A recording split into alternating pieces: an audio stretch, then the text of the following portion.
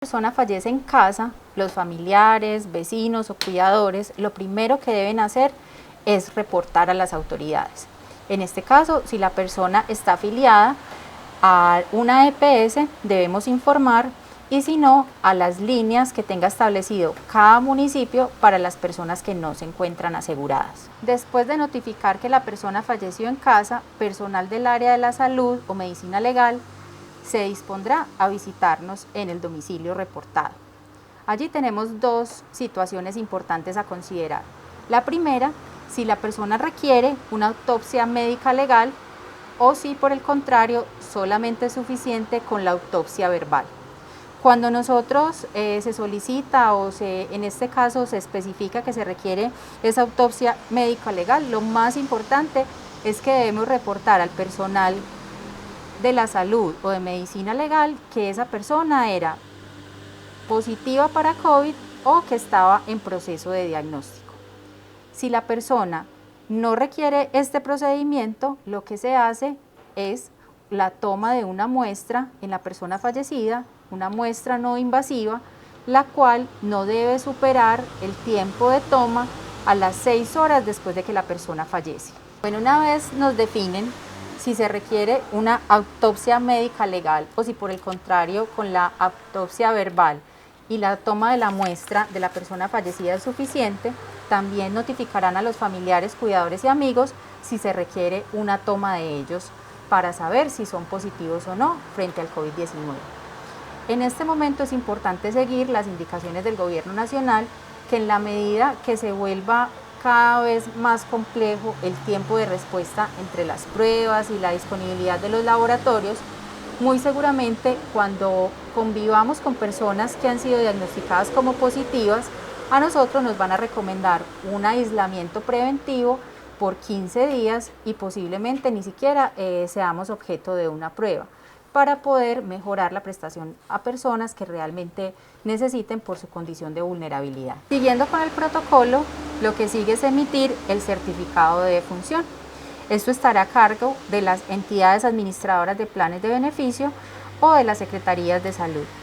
Es muy importante que lo que sigue es el transporte seguro y disposición final del cadáver, conforme a los lineamientos establecidos en la guía para el manejo de cadáveres en masa que emitió el Ministerio de Salud. Bueno, entonces ya casi que para finalizar este procedimiento, lo que continúa es informar al servicio funerario para poder hacer todo el protocolo de transporte de los cuerpos.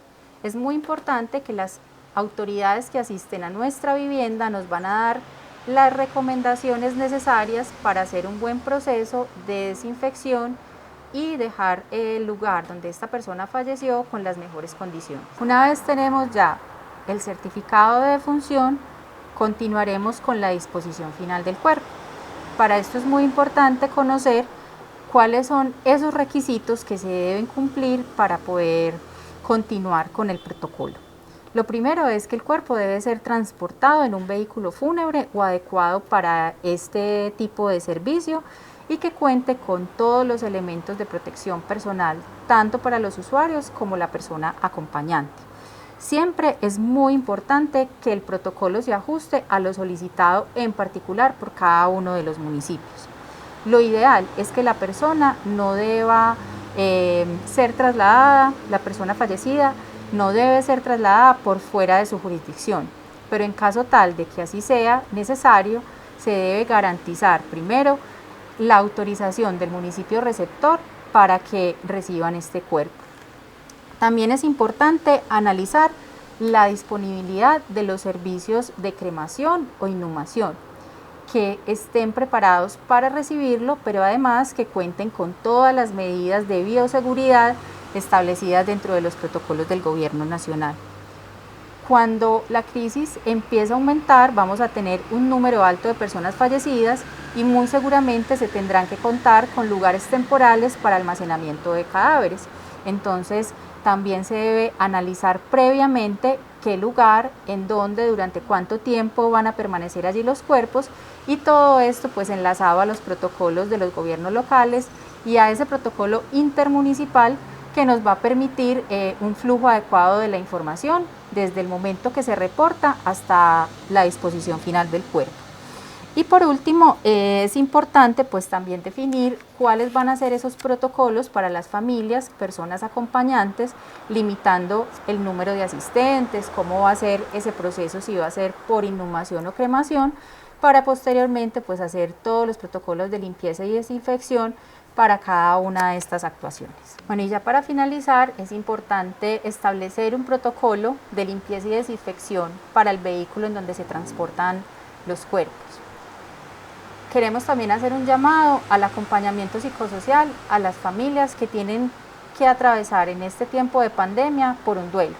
Es una situación difícil, distinta y bien particular, en donde con las redes de apoyo, los servicios que están ofreciendo las autoridades locales, municipales, gubernamentales, nos pueden dar una mano para hacer un acompañamiento integral a las familias en duelo.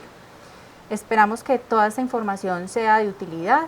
Es importante también hacer un llamado para que nos actualicemos en la página del Ministerio, donde se pueden dar nuevos lineamientos según el desarrollo actual de la pandemia y que todo el tiempo estemos informados para un mejor cumplimiento de los protocolos establecidos en este aspecto en particular. Muchas gracias por acompañarnos en este procedimiento.